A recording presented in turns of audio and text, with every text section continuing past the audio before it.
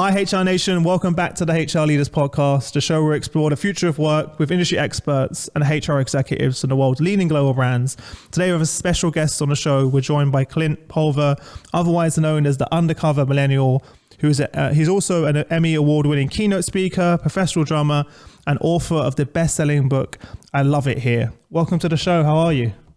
Hey, thanks, Chris. I appreciate it. It's an honor to be here. It's nice to see you, and I couldn't think of a guest that has a more interesting background. Like, I absolutely love your journey, and even before we went live, I was just like deep diving into your to the work and background. So that being said, tell everyone a little bit more about yourself personally and your journey to where we are now.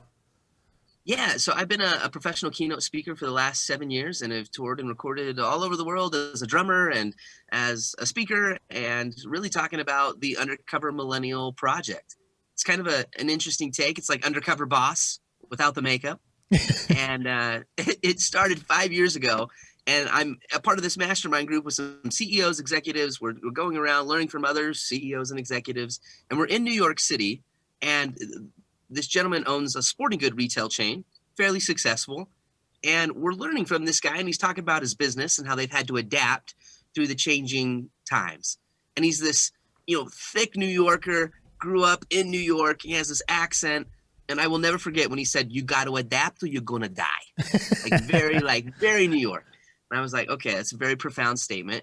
And I agreed with him, right? The old style of business versus what we do today in business is different. We got to change to meet the demands of the market. And then I asked him, I said, so what about your people? Have you had to change how you manage people today versus how you managed people 20 years ago? And he fired back and he said, nope, not at all. He said, the way I manage today is the same way I managed 20 years ago, and we get results. It was another fairly bold statement. And I said, okay. And I looked around the store, and in the store were all employees my age or younger. Mm-hmm. So I'm a millennial. They're millennials or Gen Z. And I thought to myself, I just said, I wonder if they would say the same thing that the CEO said. I wonder if they would have this wonderful perception of the store like he portrayed. And so I thanked the guy for his time. We had 35 minutes to kill until we needed to be to the next place. So I went up to an employee and I just said, hey, I've got a little bit of time to kill. I just have a question. And I looked just like this. I had a backwards hat on, t-shirt. They had no idea. And I walked up and I just said, what's it like to work here? And the kid looks around. I feel like we're doing an illegal drug exchange. and he's like, do you really want to know? And I'm like, that's already a red flag right there. Yeah. And he said, I cannot stand it here. He's like, literally, dude, I'm a cog in a wheel. Like, this is just a job. And I don't even think my manager knows I'm here today. Wow. We're just miserable, man. Like, it's just, I'm out as soon as I can get out. I'm like, what do you mean? He's like, I've already applied to 3 other places. Like, okay, well, maybe the kid's having a bad day. So I went, Chris, and I asked another employee and another and another. And at the end of the conversations, the 35 minutes that I had interviewed 5 out of the 6 of his staff members. And all 5 of his people said they would be gone and not working for this guy in his store in less than 3.5 months. And that was the moment. Yeah. That was the moment I started the Undercover Millennial program, because it was so significant, Chris, because I was not a survey. I was not a manager one-on-one meeting. I was just another millennial. And I created an environment where they could speak their truth. And I remember thinking, man, what if the CEO could hear this? Because unfortunately, most managers have no idea they're doing poorly because there's no incentive. That guy was oblivious, you mentioned, yeah. So why would they tell you the truth? I don't want to get blacklisted. I don't want to be the dramatic one. Or lose their job. Yeah. And so they're thinking in their mind, like, you're the guy that constantly micromanages me. You're the one that when we win as a team, you take all the credit. When we lose as a team, you blame everybody else. And I'm looking for another job. But when they sit down with the manager and they're like, hey, what can we do to be better? The employee says, no, you're doing great. It's awesome. And then they leave 4 months later. And then everybody in HR and all the managers are like, it's so hard to find good work these days. And there's a disconnect. There's a massive disconnect. And that was 5 years ago. And from that moment on and to where we are today, for that time period, I have worked with 181 organizations, and Undercover, I have interviewed over 10,000 employees Wow. as the Undercover Millennial. That's crazy. And we wrote a book, and the book is called I Love It Here: How Great Leaders Create Organizations Their People Never Want to Leave. And it's not another leadership book written by a self-proclaimed leadership expert. That's not what this is. This is a book written by 10,000 employees who knew when their leaders were getting it right. And it's been a beautiful thing to be a part of. Wow. That's like, I want to, for anyone listening, I'm going to include some links to your YouTube where you share some like in the video clips of you. Do you have like a chest camera? Like a hidden? I do, yeah. I would have a pen. And so it's a pen. In the pen, there's a little 1080p camera. And I just set it right here. I have no idea. Or I have a little lapel camera. And yeah, it's literally like Undercover Boss. That is like crazy. An undercover agent. That is crazy. Again, the goal is to find the truth. Like so many companies, they're like, well, we do surveys. We survey our people. We do one-on-one management meetings. But again, you are missing the reality of what's happening. And companies do surveys and then they wonder why they still are losing their people. Yeah. It's because most people on a survey don't answer honestly because they're always worried what's on the other side of the survey. Of course. And again, we tried to create an environment where truth could be heard. Even when you say it's like anonymous, people just don't trust it, right? Like a survey. Oh, it's an anonymous survey. There's no name. They're like, yeah. I'm not. I'm going to give a safe answer just in case. Yeah, exactly. So talk us through the actual program. What does it look like? How does it work? Do you kind of sit down with leadership beforehand, go over some, like, what does it look like? Just, yeah. Yeah, so in organizations like, listen, Clint, we've tried the surveys. We've just got massive exodus. The revolving door of retention is so mainly they got a retention problem they're seeing typically. Yeah, and so they say we need some honest truth. We need some feedback. A lot of them, either they're employing the millennials or Gen Z or even boomers. Like it doesn't matter what generation, because I'm young enough to go in and still get that real feedback. And so then we plan. I call it just a company tour. Where, so say it's like a food and beverage or like a fast food chain. We will plan a tour where I will hit in specific regions. And then I have a team now, because we've done it so much. I have a team of 2 other millennials. So sometimes we're flying out to different locations and we're picking a region and we're doing a massive tour. And I go in and the goal is to always get, again, depending on the size of the company, is to hit anywhere from 5 to 6 employees in each location. And I walk in and I just go, hey guys, I'm just looking for work. I had a friend that kind of referred me to here, and I'm just trying to talk to a few people before I apply. Oh, right. So you're not even posing in as like an employee that they've just hired or anything like that. It's just you literally you can go to anywhere and just ask that same set. Because I'm looking for a job. The whole premise is you're looking for a job. Okay. Yeah. And then they're like, oh man, run away from here. Are people, how open are people typically? Are most people willing to share with you, or there people like, I'm not really comfortable, like, or the vast majority of people quite open? Yeah, I would find, honestly, about 87 to almost 90% of people are completely open. Really? Because they have no clue, right? And yeah, that's true. And you're going to come into the organization and you're going to actually apply. And if it's a really toxic environment, a lot of people are like, run away from here. And I will tell you why, because I want to help you. But the real magic of all of the research is when I would go up to somebody and say, what's it like to work here? And then they would respond with, oh my gosh, I love it here. Yes. I love this job. And that's what your book, and that's the book. And that's really, yeah. That's why we titled the book, I Love It Here. And then the reason, right? The magic behind how great leaders were creating organizations that created those types of responses. And that would trend in an organization. I could go to a fast food or a tech company or a medical clinic, and it would just trend every single employee. Oh my gosh, we love it here. We love it here. Would you say the vast majority of what you were learning that the leaders were very aware of the great things they were doing, or is it unintentional in some cases? Yes and no, but I would say more so intentional. Those leaders designed that kind of culture. Okay. They designed. Wasn't by accident. Absolutely. Yeah, it was always designed. And that's why, again, we were able to write about the book. What were the common trends? What were the universal principles that were taking place in those organizations? I know something you're very proud of, which also stood out to me when you reached out as well, is the fact that the book's focused around actionable strategies, proven methods. Because there's nothing worse than reading a book where it's very, high level, and it just, there's a lot of research there, but nothing real practical that you can do. Exactly. And I wanted it to be prescriptive. Yes. I wanted to read, okay, here's a problem, here's an issue, but I wanted it to be solution based. You're not going to read about a bunch of problems or theories. You're going to walk away with a strategy, tangible, an actionable narrative. Yeah. That gets. Well, let's start with the negative and kind of move to sort of the solution. What were the main concerns that you were hearing from employees which were making them become disengaged and just generally not enjoying their job? Yeah, I think we talk about a lot of this, but it is true. Management. You are the number one reason why people stay, and management is the number one reason why people leave. There's 4 types of managers in every company that we found in our research. I could go into almost any business that would have a decent amount of employees and staff.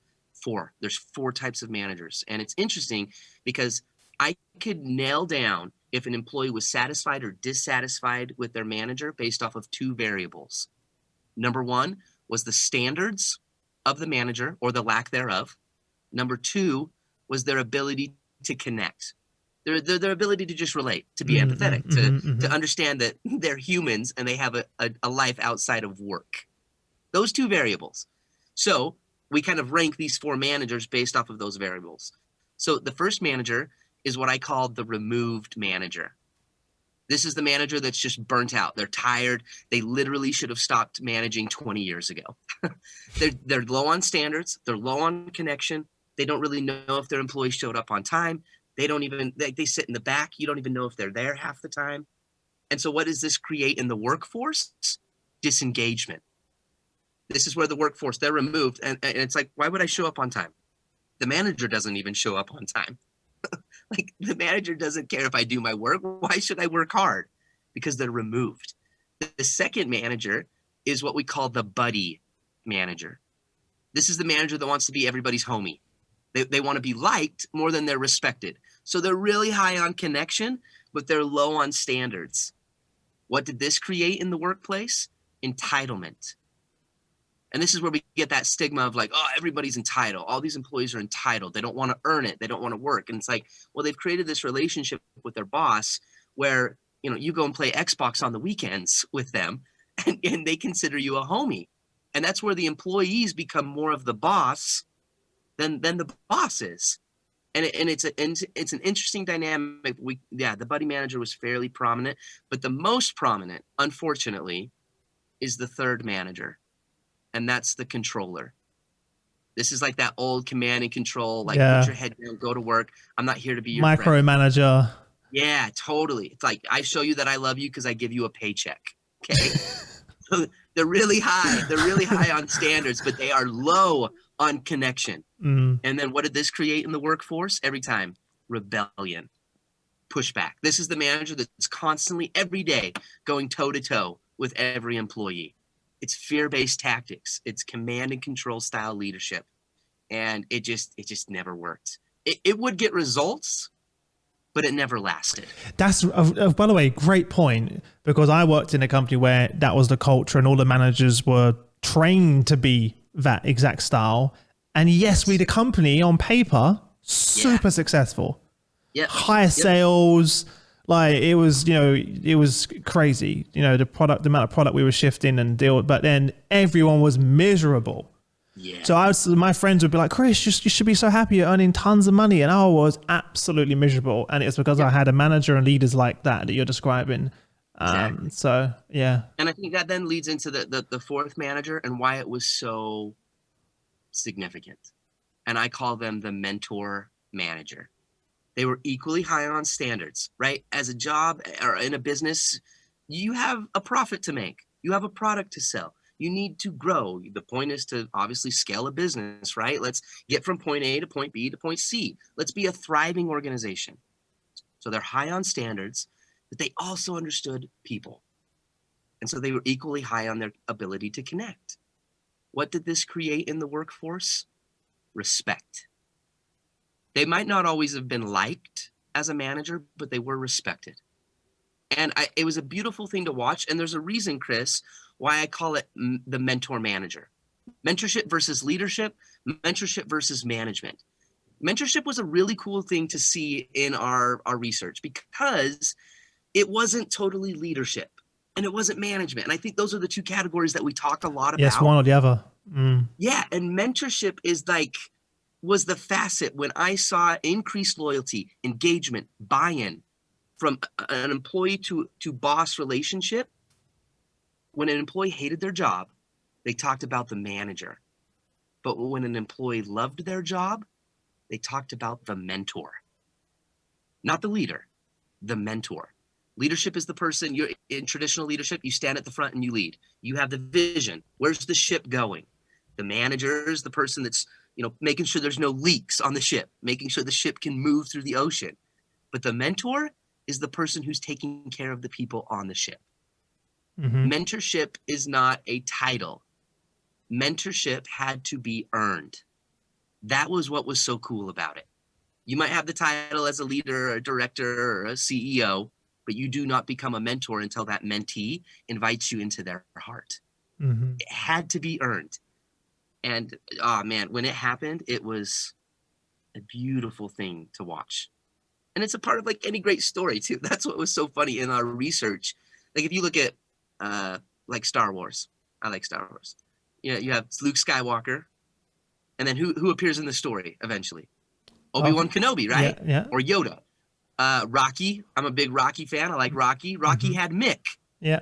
Katniss Everdeen, she had Haymitch. Aladdin had the genie. Simba had Mufasa, right? Great mentors. They were these individuals that because of who they were, they connected employees to their dreams. They became advocates, not just developers. It was a very powerful thing to watch. Mm-hmm. Mentorship. I love that as well, because whenever I speak to, one of the questions I ask different Citroës leaders that come on the show is who within your careers had the most impact? Like name someone that's had, and they always describe them as a mentor. Even if they are a manager or a leader, they use the word, I noticed that's the common, when they go to describe it, there was their manager, but they don't use the word manager or the word their leader. They say my mentor, and who happened to also be their manager. But they use the word mentor. You're right. Yeah. And we found it was really cool because I tried to kind of track this. So in my research, I'm hearing about these significant people, but why? Like what made them so significant? What made them stand out? What gave them the right to earn that title as a mentor? And I found, I narrowed it down to 5 things. There's 5 characteristics that allow you to be a mentor. And I call them the 5 Cs of mentorship. Number 1 is confidence. Like you need to, as a mentor, have a mindset that builds trust. Like, do you actually know what you're talking about? Do you have confidence in yourself and in the fact that I can get you to where you want to go? Number 2 was credibility. Like, I want to know, what's your resume? What's your history? What's your background? Okay, you're the sales manager, but have you ever sold anything? What's your credibility?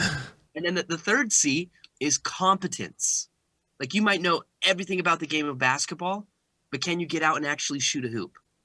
Right? You talked about hockey, Chris. Like, okay, you might know the game, you might know the theory, you might know who started the team and in 1974, who won the NHL. Like, you might know all that, but can you actually get out and play? I learned from a practitioner, not just a theorist. That was critical. And then number 4 was candor.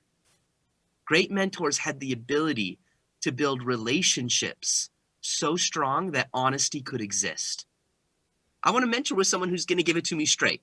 Like, don't give me fluff. Don't tell me, oh, you're wonderful, here's a gold medal. Like, give me honest feedback. I want an honest relationship so I can get better. And then that leads into the 5th C, which is caring. They had the ability to truly care. I don't think that true mentorship in its finest is, sitting back and listening to a guru or listening to reading a book, or, there's an element of mentorship there. Yeah. But there is also an element in mentorship about relationships, true, lasting, connected relationships where you care about that person and they care about you. And those 5 C's, man, confidence, credibility, competence, candor, and the ability to care. And if you think of any great mentor in your life, I guarantee you they had those 5 characteristics. Mm-hmm. And that's what we found, that leaders were training other leaders in those things. They were showcasing those leaders to the employees. I saw one company, it was really cool, during orientation and onboarding. The CEO would come in and he would meet with every team, and he would bring the manager in and he would say, listen, I want all of you to know who you have the opportunity to learn from. I want you to know who your manager is. And then he literally would go through all 5 Cs and tell every employee why he's confident, why that person has the credibility. They also have the competence. He's going to have honest conversations with you to help you be successful in this organization. And I promise you, he has your back. He cares about you. And what did that do? Man, instantly, with those new employees and that manager, it put him in the role of mentor, not boss. And it was a gorgeous, beautiful process. I love that. And we need to do more of that. We need to give people a reason to connect with us in leadership. Mm-hmm. Earn it. Yeah, I love that. I absolutely love that, especially coming from the CEO as well. It just adds even more impact with that because you are right, because like even as a sales manager, you made a sales manager analogy earlier, and it made me laugh because I remember when I had new people coming to the team and some of them didn't know that I had been doing their job for years. So they're like, oh, you're just a manager. You don't, I'm like, no, I lived and breathed on that phone. And I sold that product just because I'm not doing it now. I did that, and it's like, if you up front, and I do care and stuff like that. And if you did that up front and set that tone, I can only imagine the impact that's going to have straight away. And it's going to build that relationship and connection quicker. Yeah, and it lasts. And those are like, honestly, like the people that we don't forget. Yeah. Yeah. And it's interesting because sometimes I think in a company, we fall so heavy on the success side. Like we want to be a successful organization. But really the great leaders that created organizations that people never wanted to leave, they fell on the significant side, the significant level. And it's all about individuals. It's all about care of people. Like if I were to say, Chris, can you tell me who the last 3 NFL MVPs were? I have no idea. No clue, right? Or who are the last 2 Academy Award winners for Best Actor? No idea. No idea, right? Who are the last 2 Miss Americas? Like we have no clue. No, nobody knows. And I ask that question all the time. Nobody knows. But watch this. If I were to ask you, Chris, could you tell me the name of one teacher or maybe one coach who made a difference in your life? That's crazy because I was Miss Treadwell in primary school. Exactly. Like and Mr. Howarth was my coach in primary school and I remember, yeah, right. Miss Treadwell, I remember she took me a long time to learn how to read, so she took time out of her day after school to teach me how to read away from the other kids because I was struggling. And then Mr. Howarth helped me develop in basketball and table tennis so I could compete at a high level again in his own time. So they just like embedded in my head of those two people. Yeah, and that is the point. It's the difference between success versus significance. No employee undercover ever came up and told me, I work here because my boss, like they run the best meetings I've ever seen. Our company growth is like 20% higher than it was last year. And that is why I stay. Never happened. Nobody so true. in the 10,000 employees I've interviewed, nobody gave a rip about that. They talked about the bosses that were mentors. They talked about the people that got to the part about them.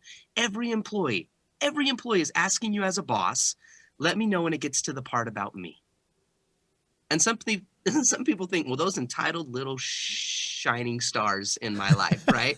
Like, let me know when it gets to the part about me. And I would say it's not so much about entitlement as it is about good business. It's the difference between being significant versus just successful in HR, in management, in business growth. It's about people and the connections that we create. And that's what people remember. Mm-hmm. That's what people talk about. Yeah. It's interesting because all of my employees are people I've worked with in different companies. Yeah. And I've managed them in other companies, or my team have managed them in other companies. And it's like, it's not like we just only went for that talent, but naturally when we was a small business and we need to scale quickly, you look to your network, right? That's kind of your first go-to. And it was, I have employees that I worked with 3 companies ago, but we kind of had that. We left out even people I have had to let go. But we let go, and it was respect. It was they respected me, the decision, and now we work together now as well. And those are the relationships and the moments that matter, and people will remember that. Yeah, they really do. What a concept, right? And I think when managers understood that stewardship, it changed a lot. I think I saw this a ton in our undercover stuff, where you would find managers who should never have been managers because they were put in the management because you're good at sales, right? That's the same in my last company. You're great at sales. Let's put you as a manager. Just promote you. And it's like they have no desire to connect with people. They have no desire to be a steward. Yeah. I really struggled with that, by the way. I was one of those people that I was all about me, Chris's sales, because that was my whole career up until that point. It was always about my individual results. And all of a sudden being made a manager, and it no longer being about Chris and it being about other people's, you're measured now on other people's success. I really struggled with that. I had no playbook. I was just told to get on with it. And I was like, I was lost for a long time. I was just kind of floating out there. The only way I managed was I hated being managed the way my manager managed me, which was the kind of manager you described earlier, which was the person who, you're not my friend. We don't talk to each other. You're the manager. I'm the manager. You're the employee, micromanager. So I just said, let me just manage the team. Not like that. So that was my only, I'm going to have conversations with them about how they're feeling and what's going on at home, because that could be an issue of why they're not performing. I'm going to, do all those things you kind of mentioned, but I wish I could, I'll be lying if I said I had a process. I was just winging it for the longest time. So many managers are like, they get thrown into the lion's cage and they have no training. They have no background, and they're just expected to win. You're just expected to succeed. Yeah. Can you turn it around? So like those employees that you spoke to, the ones that are like, this is just a stepping stone. I'm applying. I can't wait to get out of here. After you come in, you come back to the team. Is it too late for some of those employees, or what's the steps you take? You go back to the office, the HQ. You say, look, these are the results that me and the team found from interviewing your employees undercover. What next? Yeah.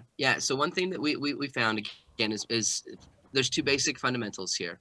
An employee needs to survive in your business, and they also need to be able to thrive. Now, if they're thriving too much, right? They've got a lot of passion and purpose in the job, but they can't pay their bills, and they're working in like 4 other jobs, and they're trying to find something during the summertime. There's going to be some conflict there. Or likewise, maybe they're making tons of money. Like they've got a great salary. They're house payment. They can cover all their bills, whatever. But then they're not thriving. Then you've got an issue of burnout and fatigue and stress. That was me. That was me for a long time.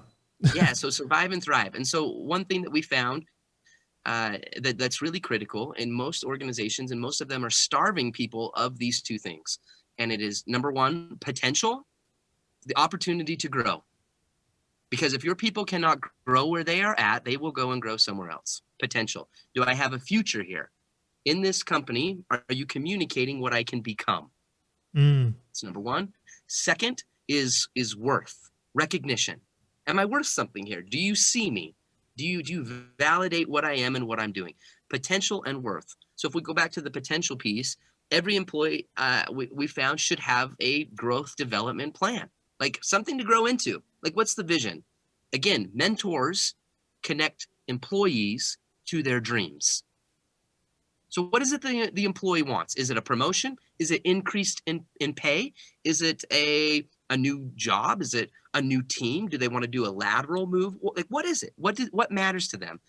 And so many companies, this drives me crazy, but they come in guns a-blazing and they think they know what the employee wants. Hey, we got the Christmas party coming up. We're going to give everybody this. And they have never taken 2 seconds to ask their people.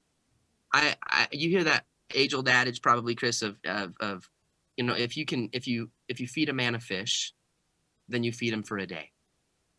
But if you can teach a man to fish, then you feed them for a lifetime. Every time I hear that, I think, who said the guy wanted a fish? Like, who said that? I'm not a fish guy. I don't Me like fish. too. I'm always like, who said the guy wanted a fish? That's a good point.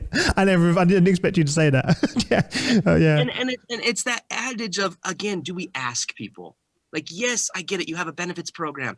Yes, you want to help your people. Yes, you want to create a good culture. But have you taken the time to ask them? We found that great leaders conducted what was called status interviews. It's not a stay interview. It's not an exit interview. It's not a performance review. It's a status interview. I came from the medical field, some of my background's in the operating room, and the doctor would always refer to the status. What's the status of the patient? Can I get a status update? What they're referring to is the heart rate, the body temperature, the blood pressure, and the respiratory rate. Those are your 4 vital signs. If you do not have one of those 4 things, you're dead. And so the status is the update on the vitals. Now, the vitals of an individual will tell you how to treat them. All right, we got low blood pressure, I need to change this. Or in a business mindset, we got low retention, we need to do this. We've got people that are coming in, they're only staying for 4 months, we need to change this. Like, what are the vitals telling you so that you can treat better? And then after you treat, you recheck the vitals. And we treat again, and we recheck the vitals. And we keep doing this until healthy stability is maintained. The point is, you need to conduct a status interview with your people. Here's why I say this. I have done research during COVID-19, and I'm here to tell everybody that is listening to this show that we are going to see a massive job churn in 2021. Q3, Q4, you will start to see an exodus. I'm already seeing it amongst my friends and family. Yeah, loads of my friends and family are leaving their jobs. They're like, actually did kind of come to a realization over the last year, like, why am I doing this? Absolutely, because they've had time to think about it. Yeah, exactly. Yeah, everybody has time to think, and a lot of jobs have changed drastically. Like what they were pre-pandemic to what they are post-pandemic, it's totally different. And they're realizing, oh my gosh, I can go and apply for this other job that allows me to live in another city, and I don't ever have to go in, and I can make 3 times the money. Like, the market is getting more competitive now with the virtual space, and retention rates are like all-time high right now, because everybody hunkered down. Everyone's scared about losing their job, and they're all scared. Yeah, everybody was uncertain, but now, oh man, if you do not know the pulse, the vitals of your people right now, kiss them goodbye, because I think we're going to see a big exodus. Now, here's the reason how I would recommend stopping that. If you're listening to this, I would advise you to find your top players. Like, who are your elite employees that you cannot lose? And they deserve a status interview. The status interview starts with vocal praise. This is not like a formal, awkward, like, hey, come to my office, let's sit down and talk about your future. That's not what this is. This is like you creating a moment that allows you to look at the vitals so that you can treat them better. You start with vocal praise. You would sit down, hey, Johnny, I just, let's go on a walk, or like hey, and it can't be a formal sit down. You could see them in the hallway and just, I just want you to know. Or you could just do like a Zoom and talk, like walk and talk via Zoom. Sure. Yeah. Exactly. Yeah. Yep. And it could be, hey, John, I just want you to know, like, we appreciate you. Everything you've done, like 2019 was chaos. 2020 was hard. 2021's even harder. And you've stuck with us. You've done a great job. You're starting with the vocal praise. And then each status interview should consist of 3 questions.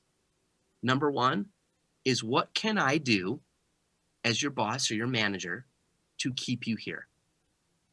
What can I do to keep you in this organization and to keep you happy, to keep you engaged? I just want to know, I value you. What can I do to keep you here? Number 2, the second question is, what's getting in the way of your success in this organization? Is it the other manager? Is it the pay? What are the obstacles? Is it time off? Is it flexibility? Is it the schedule? Like, I just want to know what's getting in the way of you being successful. And then the last question, number 3, is, what can I do to help you get there? That's it. Great leaders that in some variation would ask those types of questions to their people, their A team, their A-list people, the people they can't lose. If they lost in an organization, it would cost them thousands and thousands of dollars, loss in morale, productivity. Who are those people? Every one of them deserves a status interview. They need to have potential in the organization. And sometimes people worry about asking that. because they're like, oh my gosh, what if they ask for 20% increase in pay and ski passes? But what if you don't ask it, then leave anyway? Yeah, exactly. You're exactly right. What if you don't ask and then they do leave? Exactly. What's the cost of not asking? Yeah. And if you can't give them what they want, look for a variable. Look for something else. Look for another alternative. That's a good point. You don't have to have all of the answers. Yes. And you can also be vulnerable and say, like, I can't do that, but we can do this, or we can find, so you can have that conversation. Right. And at least you asked. Yes. Most bosses never ask. Ask your people, check the status so you can treat them better. Mm-hmm. What are some of the other top strategies that you saw, patterns that leaders do? Practical, something even small that people listening can do. That's a great, the one you just shared is amazing, by the way, and love that one. Yeah, so the other thing is on the other side of that was worth, remember? So recognition, great recognition. So many companies, they give people like, here's a water bottle and a t-shirt. You've seen it on LinkedIn now, right? Because everyone's a remote work now, so they're sending here's your t-shirt, here's your stickers, here's your. Do you not think there's any benefit to that? No. Why do the employees then all post on LinkedIn with the photos of their new water bottle branded? Then why do they do that? Yeah, here's the thing. I think that there needs to be a sense of quality. If we're going to give something to somebody in a way that we're recognizing them, like, up it up in a little bit of quality. Like, get something nice. Like I remember in corporate America, they'd give me the t-shirt. Dude, I threw it in the trash. I was never going to wear that out in public. There's like all-star members, team number 1. Like, but companies spend thousands. A lot of money, right? Yeah. Thousands of dollars on this stuff. So we found that the better you can personalize the recognition, the more significant it would become. Mm-hmm. So, for example, employees talked about 5 ways that they love to be recognized. When I would ask an employee, like, what do they do to like value you in this organization? The number one thing that they asked for the most was vocal praise. It was also the number one thing that people talked about the most. My manager's always just sitting down and just congratulating me. They're constantly like teaching me they just give praise. Like we get a lot of thank yous, and it costs $0 for a company to do that. $0. Vocal praise was number 1.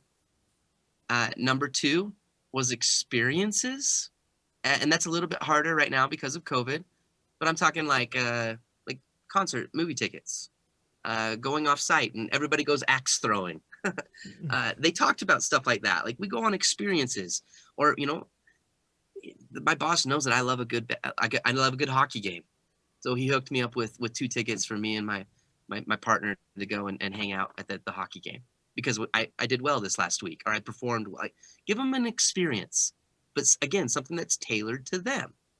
You don't want to give Hamilton tickets to somebody who, they're like, just give me a bump in pay. Like, I don't want to go to a show. Again, it has to be personalized. The third one was time off and flexibility. Listen, you've been performing, you've been doing so well. Steve, I know you love to go fishing.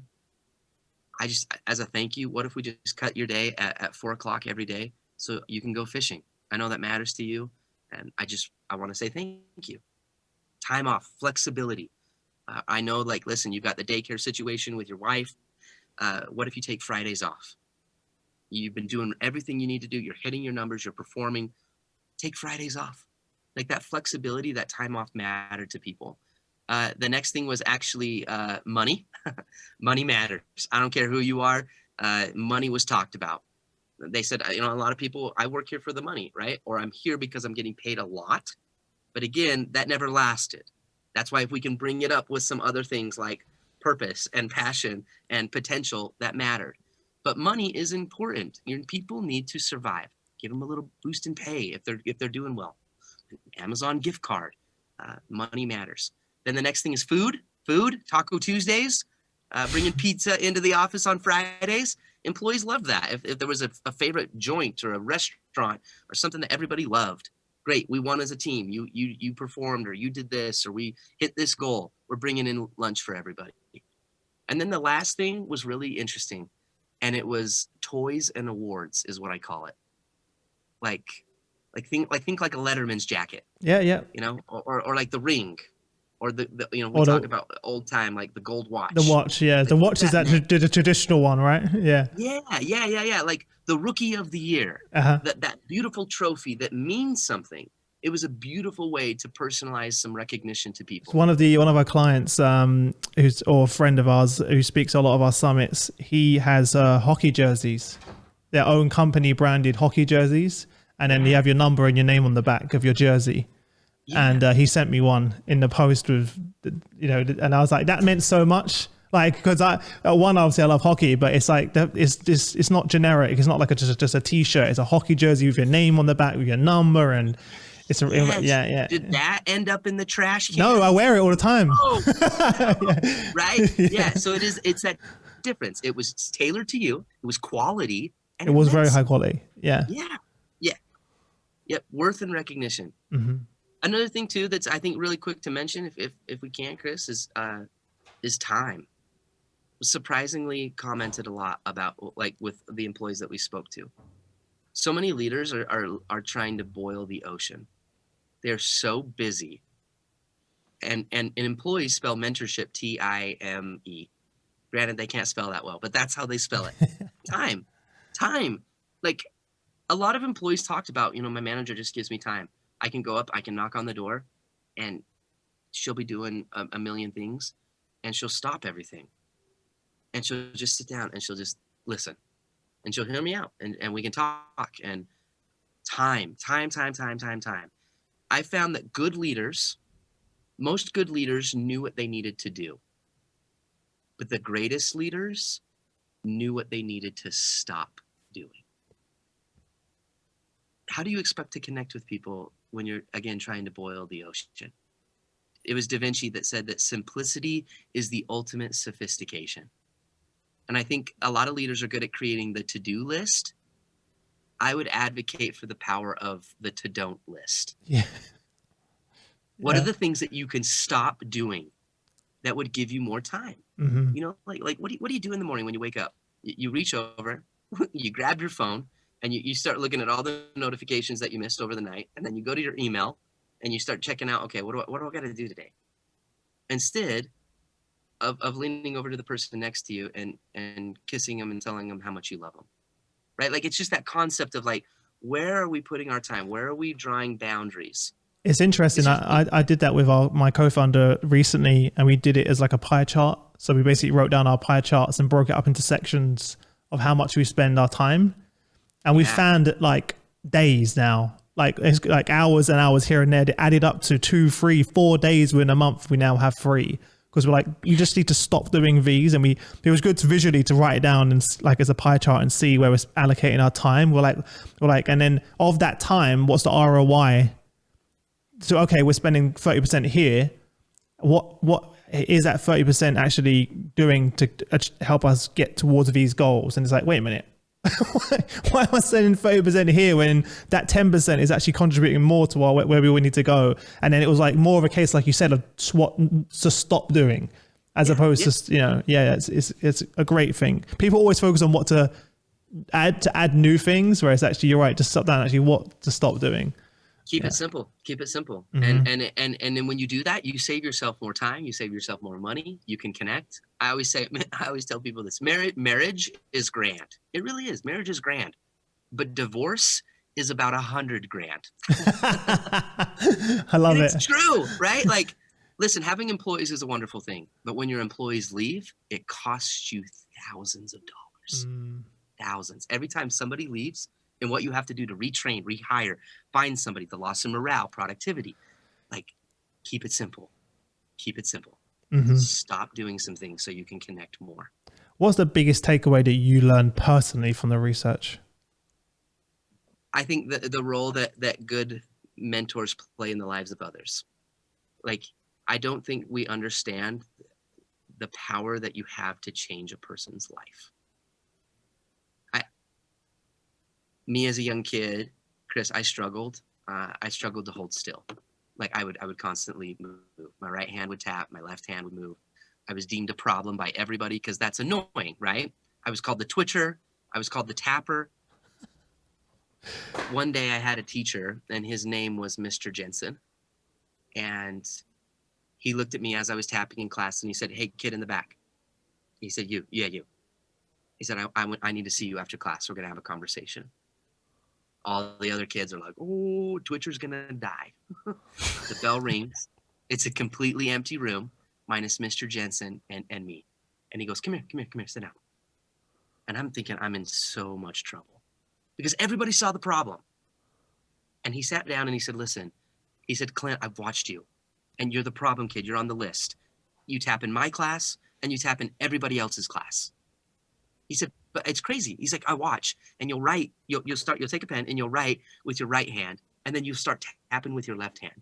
And then you can switch the pen and you'll start writing with your left and you can tap with your right." He's like, I think you're ambidextrous." And I was like, "No, I'm Presbyterian." He said, "No." He said, "That's not what this means." He's like, "That's not what it means." He said, "No." He said, "Try this." He Did said, you really say that though? "And rub your belly." He's like, "Can you tap your head and rub your belly?" Yeah, and I'm yeah. like, "Yeah, I can do that." And he's like, "Can you switch it? Can you rub your head and then tap your belly?" Yeah. And literally back and forth without thinking about it, I could do it. And he leaned forward and he looked at me and he said, "I don't think you're a problem. I just think you're a drummer." Have you got that on a t-shirt? Have you got that on a t-shirt? Please tell me you got that on a t-shirt. It's right here. It just says drummer. No, most people hear that and they go, "What's the difference between a problem and a drummer?" Sounds the same to me. Get out. Depends if you live with them. Yeah, right. But here's the thing. This is what I learned, is that great leaders had the ability to design moments. Employees do not remember days. They remember moments. Because in this moment, Mr. Jensen, the old teacher, he leaned back in his desk and he opened up the top drawer and he reached inside and he took out my very first pair of drumsticks. My very first pair. And he put them in my hands and he said, "Listen, kid, I don't see a problem. I see an opportunity. And I want you to keep them in your hands and let's just see what happens." That was 22 years ago, Chris. And I can sit here today and honestly tell you that 22 years ago, literally to this exact moment, I've tried my best to keep my promise to Mr. Jensen. And for 22 years, I've had the opportunities to tour and record all over the world as a professional drummer. I've been on America's Got Talent. I played with Carrie Underwood, Tim McGraw, the Blue Man Group. I started the first college drumline in my high school or at my university, and I graduated in 2012 with 0 college debt. And that was all from music scholarships. And I don't say all those things to go, "Wow, good for you, Clint," or "What a list of accolades." No, that's not the reason. The reason I'm telling you that is because one mentor, one educator decided to advocate for a kid as much as he developed him. One teacher created a moment that sparked possibility, worth, potential, something I could grow into. He took the time to connect. And in doing so, it made my life a completely different and better story. That was the most significant thing I learned, and that I was able to watch and to hear those stories. Yeah. And it's a beautiful reminder that you get to do that every single day in the position that you call boss. Yeah. It's super impactful. And by the way, in school, my nickname was Adrenaline. And I had a really tough time in school. So I was like bullied really badly, to the point where it was taking a real big hit on my mental health, like really bad. Like I didn't want to leave my room, didn't want to go to school. And a similar thing happened. I was very skinny, like super slim, because I was so hyperactive, constantly moving around, hence the Adrenaline name. And again, Mr. Howarth, it's like we can channel that energy into sports and also build confidence, because I had 0 confidence, but I had all of this energy and this ability. My hand-eye coordination was amazing, which I didn't know obviously at the time. And again, that led on to being one of the best athletes in school, but also I stopped being bullied because I became an athlete in school, and all the bullies were now on the team and they left me alone, and the confidence came with that, and that transformed my whole life.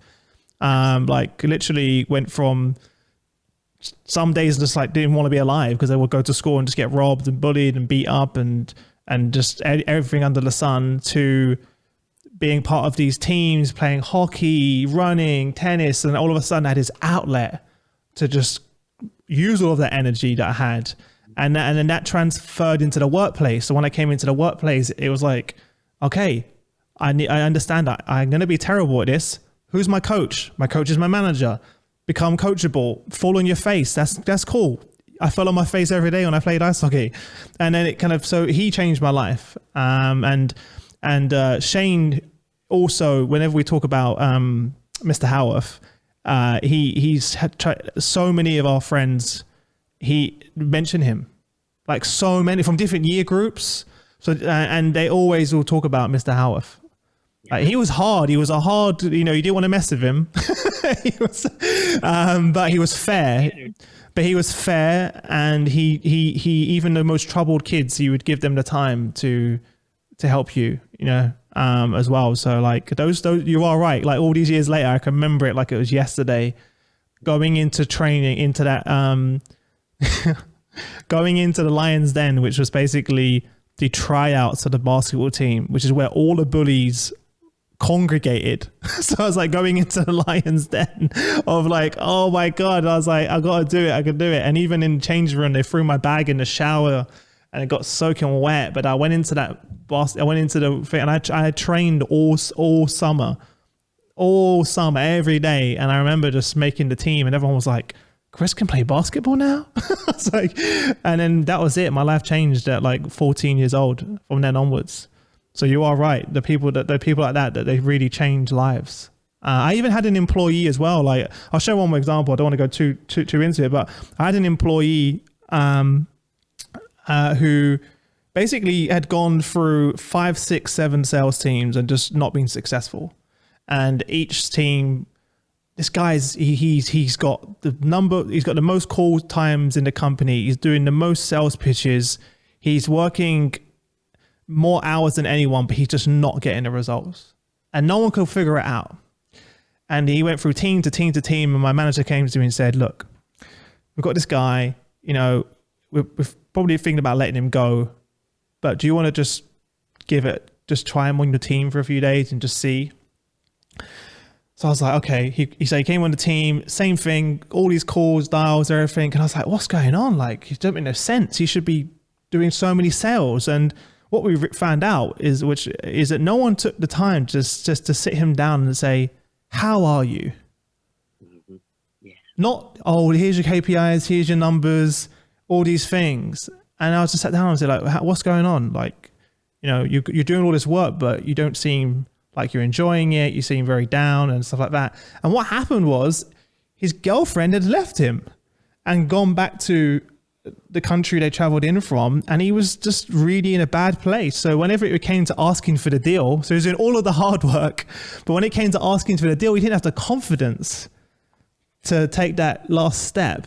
And it was through that conversation that we had that we kind of built that confidence. We kind of built the script around him and slowly elevated, and he became the most successful salesperson ever in the company. And he went on to start his own company. He invested in my company. Remember, I was his boss. He went on to outgrow the business, leave, build his own company, sold it for millions, invested in HR leaders. And, that he was someone that we were literally 2 days away from just giving up on and just saying goodbye. You didn't perform, because no one bothered to say, maybe it's not an issue with the script or with the work or where else. Maybe someone just say, how are you? How are you feeling today? And it's that focus, right, of just people. No significant loyalty will ever happen without significant connection. And we deem those things as sometimes the soft skills, right, or the intangible. Yes. Mm-hmm. But to the people, that's what matters. That's sometimes the only thing they need. You just needed someone to believe in him. And it can change everything. So that was it, Chris. That was the most beautiful thing to watch and to see, is when leaders got to the part about the people. Mm-hmm. And in doing so, they helped them live a better life. Well, look, man, I've really enjoyed this conversation, and I'm super excited for people to grab a copy of this book because I know it's going to actually change lives genuinely as well. So for everyone listening, where can they grab a copy of the book, or if they want to connect with you and learn more, where's the best place for them to reach out to you? So they can find the book. The book's on Amazon right now. It's available for pre-order. Again, the title is I Love It Here, How Great Leaders Create Organizations Their People Never Want to Leave. And then you can find me at clintpulver.com. Are you going to be going back into companies when things open up?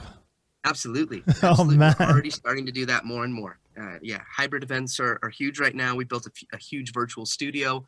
We've been doing that for the last year and a half, but now we're slowly starting to get back to where we're doing big live keynotes and working with organizations, which has been wonderful. Well, look, thank you so much for Clint. You are truly changing lives with the work that you're doing as well. And is there like one parting piece of advice? What would that be? And then we'll say goodbye. I think it would be here. This would be my last statement. The cool thing about leadership is that it matters. The hardest part about leadership is that it matters every day. Consistency in these things will always trump short-term moments. It is the small little moments, day after day after day, the consistency that truly brought about lasting change. And I know this. There are leaders listening right now that feel like they're on an episode of Survivor. Like, it's been a hard year. It's been a hard past almost year and a half. But I promise your efforts, those things that you make consistently day after day, they might just seem like they're a drop in the bucket, but at least it's a drop in the bucket. And little by little, you will make a lot. That's what builds a great culture. It is small, consistent moments that you design in the lives of your people that over time creates an organization where people don't just survive, they actually thrive. Don't just be the best company in the world. Be the best company for the world. Be the best company for your people. Be the best company for each other. Be significant, not just successful. Dude, amazing. Gave me chills, man. Gave me chills.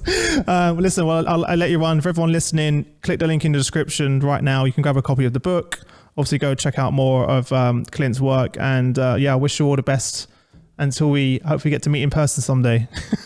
It's been an absolute pleasure, Chris. I appreciate you and all you're doing. And thanks for having me on the show. See ya. Bye. Bye for now.